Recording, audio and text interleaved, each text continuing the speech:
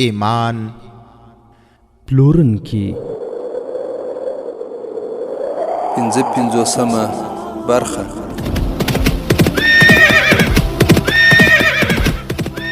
د سلطان صلاح الدین ایوبی رحمه الله د دوران رښتینی کیسې. صلاح الدین پر د غزم کارا پیدا کړه، ته یو بل صلاح الدین پر د غزم کارا پیدا کړه. الحمد لله وكفى والصلاة والسلام على رسوله المصطفى. اما بعد، ورونو په تیره برخه کې تاسو واوریدل چې سلطان صلاح الدین ایوبی رحمه الله په پټه باندې قاهرې ته ځان ورساوه او هلته خاینانو ته جزا ورکړه. په خاینانو کې تر ټولو لوړپوړی چارواکی مصلح الدین و چې د یوه غشي ویشتونکو له خوا څخه په غشي وویشتل شو او هغه هلته په میدان کې مړ شو. او وروسته سلطان صلاح الدین ایوبی رحمه الله خپلو چارواکو ته دا امر وکړ چې د دغو خاینانو بچي دې سم وروزل سي او خرچه دې هم ټوله له بیت المال څخه ورکول سي. او دا مهم یادونه وکړه چې سلطان صلاح الدین ایوبی رحمه الله بیرته د شوبک په لور باندې د حرکت په حال کې، خو مخکې له هغه څخه یې له خپل ورور تقی الدین سره ځینې خبرې لرلې. ورونو سلطان صلاح الدین ایوبی رحمه الله غوښتل چې بیرته زر لاړ سي. له هغه سره فکر و چې د هغه په نشتوالي کې به صلیبیان حمله وکړي. د نورالدین زنګي را لېږل شوی فوز د شوبک او کریک سیمې ته رسېدلی و. د قاهرې فوز لا روان و، خو دغه دواړه پوځونه باید له سیمې سره بلد کړای شوي وای. هغه خپل دفتر ته ولاړ او خپل لور تقی الدین، علي بن سفیان، حسن بن عبدالله، غیاث بلبیس او څو تن نور مرستیالان او حاکمان یې راوغوښتل. هغه زیاتره لارښوونې تقی الدین ته کول غوښتل چې د هغه په غیر حاضرۍ کې به ورور تقی الدین د مصر حاکم او د پوځ اعلی قومندان وي او دته به همدومره واک حاصل وي څومره چې سلطان صلاح الدین ایوبی رحمه الله په خپله دا واک لاره. سلطان صلاح الدین ایوبی رحمه الله خپل ورور ته وویل: تقی الدینه، له همدې اوس نه له زړه نه وباسه چې ته زما ورور یې. که نااهلي، بددیانتي، لټي، خیانت، سازش او یا بېعدالتي دې وکړه، د هماغومره سزا مستحق به ګڼل کېږي چې د اسلامي شریعت په قانون کې لیکل شوې ده. تقی الدین وویل: محترم امیر صاحب، زه خپل مسؤلیتونه ښه پیژنم او له هغو خطرونو هم خبر یم چې مصر ورسره مخ دی. سلطان صلاح الدین ایوبی رحمه الله وویل: یوازې مصر نه بلکې ټول اسلامي امت ته ورپېښې دي او د اسلام د پرمختګ او اسلامي سلطنت د پراختیا او استحکام په لارو کې ستر خنډونه دي. ورونو د سلطان صلاح الدین ایوبی رحمه الله دغه وصیتونه، نصیحتونه او خبرې یوازې تقی الدین ته نه بلکې د اسلامي امت هر ژوندي احساس والا ځوان ته دا خبرې متوجه دي او هر ځوان باید په غور سره واوري. سلطان صلاح الدین ایوبی رحمه الله پسې وویل: تل یاد ساته، هر هغه سیمه چې اسلامي سلطنت ورته ویل کېږي هغه د کوم فرد یا ډلې جاګیر نه دی، د الله جل جلاله ځمکه ده او تاسې ټول د هغه ساتونکي او امانتګر یاست. د دې خاورې ذره ذره او بڅري تاسې سره امانت ده. د دې ځمکې خاوره هم چې د کوم کار لپاره ته کارول غواړې، نو لومړی فکر وکړه چې د کوم بل انسان حق لاندې نه کړې، په الهي امانت کې خیانت ونه کړې. تقی الدینه، زما خبرې په غور سره واوره. د اسلامي نړۍ تر ټولو ستره بدبختي دا ده چې په همدې مسلمانانو کې د خاینانو، شر خوښوونکو او د سکارانو شمیر ډیر زیات دی. په هیڅ قوم کې هم دومره خاینان پیدا سوي نه دي لکه په مسلمانانو کې چې پیدا کېږي. ان تر دې چې د جهادي کارنامو له مخې ویاړلی تاریخ، د خیانتونو تاریخ تر دې هم جوړ شوی دی او د خپل قوم پر خلاف توطیې جوړول زموږ کلتور ګرځېدلی دی. تقي د علي بن سفیان پوښتنه وکړه: زموږ هغه جاسوسان چې د صلیبیانو په سیمو کې کار کوي وایي چې صلیبي واکمن، مذهبي مشران او پوهان د مسلمانانو د دې کمزورۍ نه خبر دي چې مسلمانان د ښځو، پیسو او واکمنۍ په خاطر په خپل دین، وطن او قوم پر غلامۍ باندې هم صرفه نه کوي. سلطان صلاح الدین ایوبی رحمه الله د غونډې ګډون کوونکو ته وکتل، ویې ویل: زموږ د استخباراتو کسانو موږ ته ویلي دي چې صلیبیانو خپلو جاسوسانو ته په ذهنونو کې دا خبره کېنولې چې د مسلمانانو تاریخ چې څومره له فتوحاتو ډک دی، همدومره د غدارانو تاریخ هم دی. مسلمانانو دومره صوبې کړي نه دي څومره چې پکې غداران پیدا شوي دي. د رسول الله صلی الله علیه وسلم او خلافت راشده وروسته مسلمانان د منصب د ترلاسه کولو لپاره د یو بل پر خلاف باندې راپورته او په جګړو اخته شول. هغوی د واکمنۍ په خاطر یو بل ووژل. یو سړی به خلیفه یا امیر و، نو د خلافت او امارت بل هیلهمند به د هغه پر خلاف باندې تر دې بد سازشونه جوړ کړل چې په پټه به د اسلام له دښمنانو څخه مرسته وغوښته او د چا لاس ته به چې خلافت او امارت ورغی هغه به هر هغه مشر وواژه چې د خلافت او واکمنۍ ته به ترې خطره وه. ملي فرتم پای ته ورسېده او ځانګړې واکمنۍ پاتې شوه. بیا د همدې ځانګړې واکمنۍ او ګټې ساتنه پیل شوه. د هېواد پراختیا پای ته ورسېده. بیا د سلطنت دفاع کمزوري شوه. صلیبیان زموږ د دې تاریخ له کمزوریو نه خبر دي چې زموږ وګړي د شخصي واکمنۍ د ساتنې او استحکام لپاره د سلطنت ډېره لویه برخه هم د لاسه ورکولی شي. همدا زموږ د تاریخ په برخه دي. تقیالدین او زما ګرانو ملګریو، کله چې ماضي ته ګورم او چې کله په اوسني وخت کې د خاینانو زیاتوالي او د توطیو جالونو ته ګورم، نو دا خطر احساسوم چې یوه ورځ به داسې راشي چې مسلمان به د تاریخ له لیکنو سره هم خیانت کوي. هغوی به د قوم په سترګو کې خاورې اچوي چې ګوندې د هغوی زړور کس دی او حالا چې ده به د دښمنانو پوزې هم په خاورو خړې کړي نه وي او د پردې تر شا به یې له دښمنانو سره دوستي وي. په خپلو ماتو او شکستونو باندې به پرده اچوي. د اسلامي سلطنت جرړې به وچې شي. په مسلمانانو کې به یو داسې نسل پیدا شي چې له هغوی سره به یوازې یوه ناره پاتې وي، هغه هم اسلام زنده باد. هغه نسل به له تاریخ نه خبره وي. هغه نسل ته به هیڅوک دا خبره نه کوي چې د اسلام ساتونکي او لوړونکي هغه کسانو چې شګلنو دښتو، غرونو، درو او پردیو هیوادونو ته ولاړل او وجنګېدل. هغوی پر دریابونو او سیندونو تیر شول. هغوی چې زخمیان شول چا پر زخمونو پټۍ کېنښودې. که هغوی شهیدان شول ملګریو ته یې د قبر ایستلو وخت په لاس ورنغی.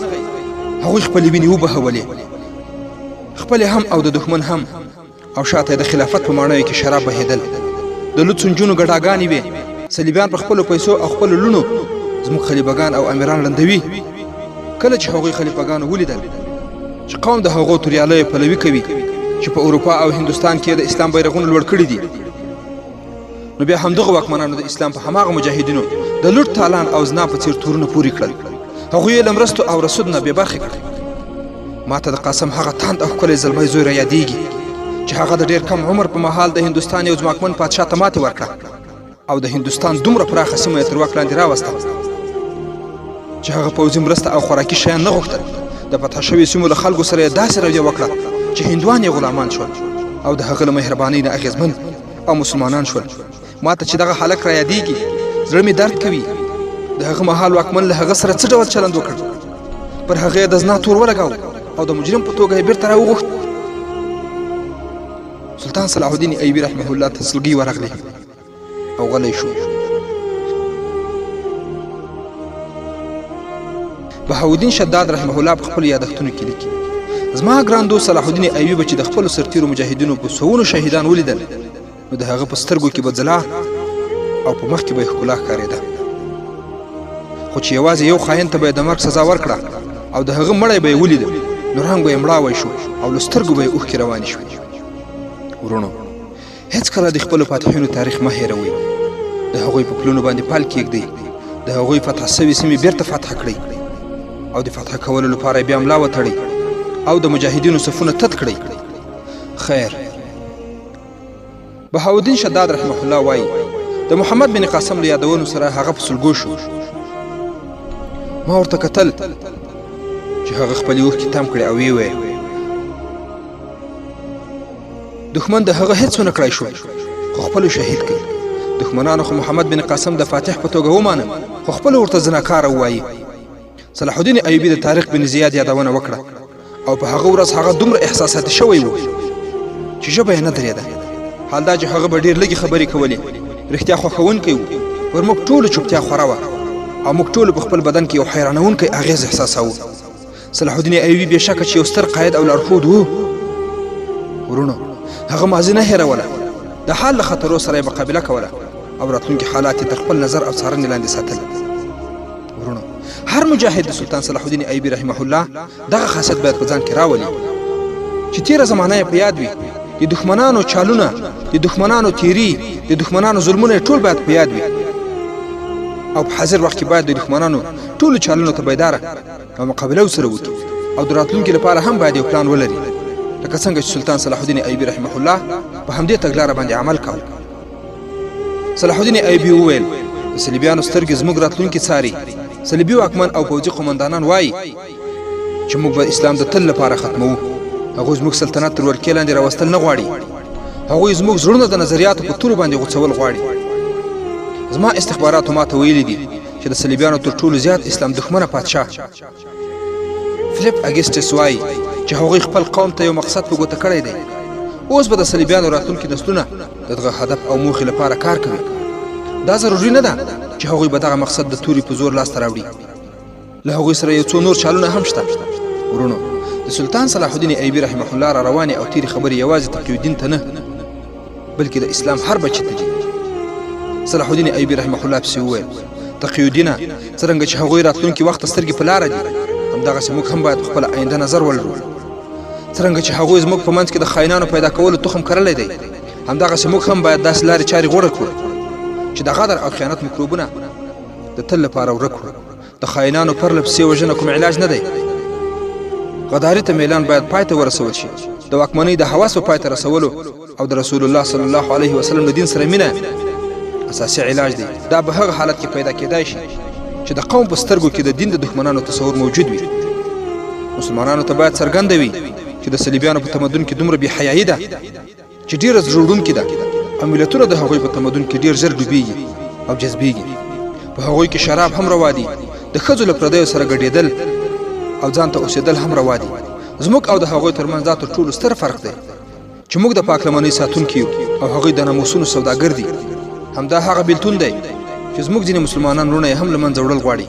تقی الدینه، ستا د یوې جګړې ډګر د ځمکې پر مخ دی او دویم تر ځمکې لاندې. یوه جګړه د دښمنانو پر خلاف ده او بله د خپلو پر خلاف. که په موږ کې خاین وګړي نه پیدا کېدای نو اوس به موږ دلته نه وو، د اروپا په زړه کې به ناست وو او صلیبیانو به د خپلو ښکلو لوڼو په ځای باندې زموږ پر خلاف باندې کومه غوره وسله کاروله. که زموږ د ایمانونو تودوخه زیاته وای نو تر اوسه به مو صلیبیان د خاشاکو په څېر سوځلي وای. تقی الدین وویل زه ستاسې په زیاتو مشکلاتو اوس وپوهېدم. محترم نورالدین زنګی هم په مکمل ډول خبر نه دی چې په مصر کې تاسې د خاینانو د پوځ ترمنځ راګیر یاست. تاسې باید له هغوی نه مرسته غوښتې وای، هغه به مرسته در سره کړې وای. صلاح الدین ایوبي ځواب ورکړ تقی الدین وروره، مرسته یوازې له الله جل جلاله نه غوښتل پکار دي. که مرسته له خپلو وغواړي او یا له پردیو، د سړي ایمان کمزوری کوي. د صلیبیانو پوځ په زغرو کې پټ دی. زما عسکرو معمولي جامې اغوستې، بیا یې هم صلیبیانو ته ماتې ورکړه. که ایمان د پولادو په څېر کلک وي بیا زغرو ته اړتیا نشته. زغرې او خندقونه د ځان ساتنې احساس پیدا کوي او مجاهد په خپل ځان کې بندي کوي. یاد ساته د جګړې په ډګر کې له خندق نه بیرون اوسه. ګرځه را ګرځه، جنګېږه، د دښمن شاته مه ځه، هغه خپلې شاته راوله. د جګړې مرکز قایم او ټینګ ساته، اړخونه خپاره کړه او دښمن په دواړو اړخونو کې راګیر کړه. احتیاطي پوځ هغه ځای ته ورسوه د کومه ځایه چې په دښمن باندې د شا له لورې حمله کولی شي. له چریکانو پرته هېڅکله جګړه مه کوه. د چریکي ګروپونو په وسیله تل د دښمن ذخیرې او ګودامونه له منځه یوسئ. هغه خوراکي مواد او ذخیرې چې د دښمن سره د جګړې په ډګر کې وي او هغه چې ورپسې راوړل کېږي، چریکان د دښمن د څارویو د له منځه وړلو لپاره او ویرولو لپاره وکاروه. له مخامخ ټکر نه ځان ساته، جګړه اوږده کړه، دښمن ورخطا وساته. زه چې کوم پوځ شاته پرېږدم دا د جګړې له ډګر نه راغلی دی. په دې پوځ کې د خپل سر سره لوبې کوونکي چریکان ځوانان او ګروپونه شته. دوی ته یوازې د اشارې اړتیا ده. ما په دې پوځ کې د ایمان تودوخه ژوندۍ ساتلې ده. چیرې داسې ونه شي چې ته خپل ځان بادشاه وګڼې او د دوی ایمانونه سست شي. پر موږ چې کومه حمله کېږي هغه زموږ په ایمانونو حمله ده. د صلیبي تهذیب اغېزې ډېرې په چټکتیا سره په مصر کې خپرېږي. سلطان صلاح الدین ایوبي خپل لور تقی الدین ته په تفصیل سره وویل چې په سوډان کې په مصر د حملې لپاره تیاریانې روانې دي. په سوډانیانو کې اکثریت د هغه ځای د حبشانو دي چې عیسویان نه بلکې مسلمانان دي. په هغوی کې هغه مسلمانان هم دي چې د مصر د پخواني پوځ خپلسري سپاهیان دي او د بغاوت په جرم له پوځ نه شړل سوي دي. سلطان صلاح الدین ایوبي وویل خو په کور کې ناست د دښمن د راتګ انتظار مه کوه. استخبارات به تا ته پرله پسې خبرونه درکوي. حسن بن عبدالله له تا سره دی.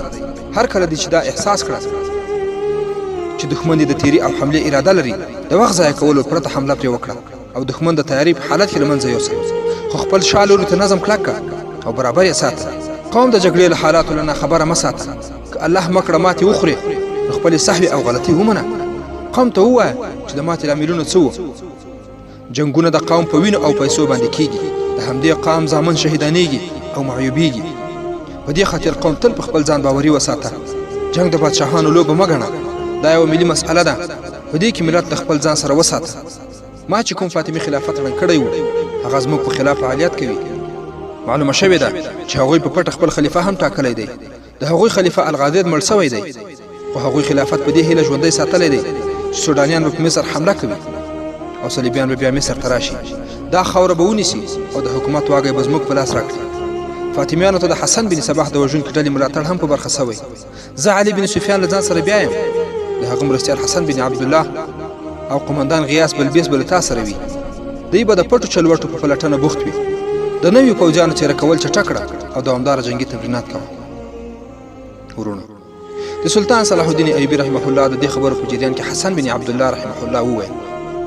لږه موده کېږي چې موږ ته خبرونه راځي چې د مصر له جنوبي سیمو ځوانان په پوځ کې نه څیره کېږي دا هم څرګنده شوې ده چې د هغوی ځایونو خلک له پوځ سره مخالفت ته تیارېږي علي بن سفیان پوښتنه وکړه تاسو معلومه کړې چې د دې لامل څه ده حسن بن عبدالله وویل زما 2 تنه جاسوسان هلته وژل سوي هم دي له هغه ځایه خبر اخیستل اسان کار نه دی خو بیا هم ما نوي جاسوسان لیږلي دي او کېدای شي چې نوي خبرونه راوړي ورونو په دې حالت کې قمندان غیاث بلبیس رحمه الله وویل زه له خپلو وسیلو معلومات ترلاسه کوم ګمان کوم چې د هغې پراخې سیمې خلک په کومه نوې افواه غولېدلي دي هغه سیمه ډېره مشکلې لارې لري وګړي یې کلک او سخت دي خو په عقیده کې سست او خیال پرسته دي صلاح الدین ایوبي رحمه الله وویل خیال پرستي ډېر ستر لعنت دی هغه سیمه تر خپلې څارنې لاندې ساتي او د هغه ځای خلک له توهماتو څخه وژغوري ورونو سلطان صلاح الدین ایوبي رحمه الله علي بن سفیان او تقی الدین خو اوس په مصر کې خو مخکې له دې چې د سلطان صلاح الدین ایوبي رحمه الله سفر د فلسطین په لور روان سي اوس به ورشو کریک دی چې هلته صلیبیان په څه غونډه باندې اخته دي 3-4 ورځې وروسته د کریک په کلا کې هم یوه غونډه جوړه شوې وه دا د صلیبي واکمنو او اعلی قمندانانو غونډه وه هغوی ته خو دا خبره څرګنده وه صلاح الدین ایوبي د فلسطین یوه کلا شوبک ترې نیولې ده او اوس به په کریک باندې حمله کوي هغوی همدا احساس ورخطا کړي وو چې که مسلمانان په کریک باندې د شوبک په څیر باندې حمله وکړي او فتح یې کړي نو بیا به د یروشلم یا بیت المقدس ژغورل ډېر ګران وي ورونو په هر ځای کې چې د یروشلم یادونه کیږي مراد له دغه نوم څخه بیت المقدس دی یا بیت المقدس هغوی وویل نو بیا به د یروشلم یا بیت المقدس ژغورل ډېر ګران وي صلیبیان پوه شوي وو چې صلاح الدین ایوبي رحمه الله له تیاریو سره مخ په وړاندې باندې را روان دی هغه یو ځای نیسي بیا د پوځ کمی په نویو عسکرو پوره کوي هغه نوي عسکر له زړو عسکرو سره روزي او چې کله یې باور راشي چې نوي عسکر د مقابلې وړ دي رامخته کېږي له همدې امله هغوی د کریک کلا دفاع کوله او له کلا نه بهر یې د جګړې پلان هم جوړ کړی و خو په دې غونډه کې هغوی په خپل پلان کې د بدلون کولو اړتیا احساس کړه ځکه چې د هغوی د استخباراتو مشر هیرمن هغوی ته د سلطان صلاح الدین ایوبي د هغه د پوځ او د مصر د تازه حالاتو په باب خبرونه اورولي وو صلیبي جاسوسانو کریک ته په ډېره لږه موده کې دا خبر رسولی وو سلطان صلاح الدین ایوبي هغه پوځ قاهرې ته بیولی چې دلته جنګېده او د شوبک کلا یې نیولې وه او په قاهره کې چې کوم پوځ وو هغه په ډېره چټکتیا شوبک ته رالېږلی دی له بلې خوا نورالدین زنګي د خپل غوره پوځ مرسته دلته راستولې ده د سلطان صلاح الدین ایوبي ورور تقی الدین د دمشق نه قاهرې ته رارسېدلی دی چې هلته به د خپل ورور سلطان صلاح الدین ایوبي رحمه الله ځای ناستی وي صلاح الدین ایوبي قاهرې ته تللی و او هلته یې د سکارانو ته د مرګ سزاګانې ورکړې او اوس بیرته د فلسطین په لور را روان سوی دی د صلیبیانو لپاره دا خبره ښه نه وه چې د قاهرې ښار نایب ناظم مصلح الدین نیول سوی او د خیانت په جرم اعدام سوی مصلح الدین د صلیبیانو د کار سړی د صلیبیانو د جاسوسي نظام مشر هیرمن غونډه له دغو بدلونونو خبروله او ویې ویل د مصلح الدین د وژل کېدو له امله خو موږ ته زیات تاوان رسېدلی دی خو د تقی الدین مقرري زموږ په ګټه ده هغه بېشکه چې د سلطان صلاح الدین ایوبي ورور دی خو هغه صلاح الدین ایوبي نه دی زما ورانکاره جاسوسان به د هغه په تېرېستلو بریالي سي دا ښه خبره ده چې سلطان صلاح الدین ایوبي او علي بن سفیان په قاهره کې نه دي ریمانډ پوښتنه وکړه زه حیران یم چې هغه ستا د حشیشانو ډله څه کوي هغوی خو به دوه مخیزه لوبه نه کوي بدبختانو تر اوسه سلطان صلاح الدین ایوبي وژلی نه دی خو زموږ ډېرې پیسې په دوی باندې ولاړې او ضایع سوې هیرمن وویل پیسې نه ضایع کېږي زه هیله لرم چې صلاح الدین ایوبي به د جګړې تر مرکزه هم راونه رسېږي له هغه سره 24 تنه محافظین قاهرې ته تللي دي چې 4 پکې حشیشان دي. د هغوی وخت را رسېدلی دی. ما یې چاره سنجولې ده. سلطان صلاح الدین ایوبي په لاره کې ووژني. فلیپ اګسټس وویل موږ باید په خوشباوري اخته نه شو. فرضاً که چېرته سلطان صلاح الدین ایوبي ونه وژل شو او روغ رمټ تر محاذ راورسېده، له هغه سره خو اوس دمه پوځ دی. نوي عسکر هم روزلي دي او د نورالدین زنګي مرسته هم ورته رارسېدلې ده. د شباک په څېر مستحکمه کلا یې هم نیولې ده. اوس به ورته له قاهرې نه خوراکي مواد نه راځي. په شوبک کې دا هر څه پرېمانه راټول کړي دي. په دغسې حالاتو کې باید موږ څه وکړو؟ زه خو هغه ته دا موقع ورکول نه غواړم چې هغه د کرک کلابند کړي او موږ د کلابندۍ په حال کې ورسره وجنګېږو. اوس باید زموږ خبره تر کلابندۍ ونه رسېږي.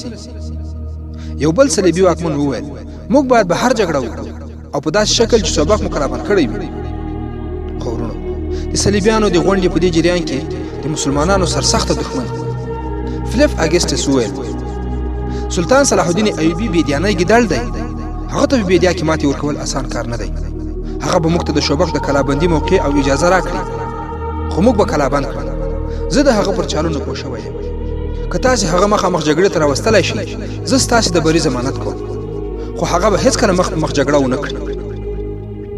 تر ډېرو بحثونو وروسته پرېکړه وشوه چې نیم پوځ دې له کلا نه بهر ولېږل سي او د صلاح الدین ایوبي پوځ ته مخامخ دې خیمې ووهي او د هغه پوځ تر دقیقې څارنې لاندې ساتي.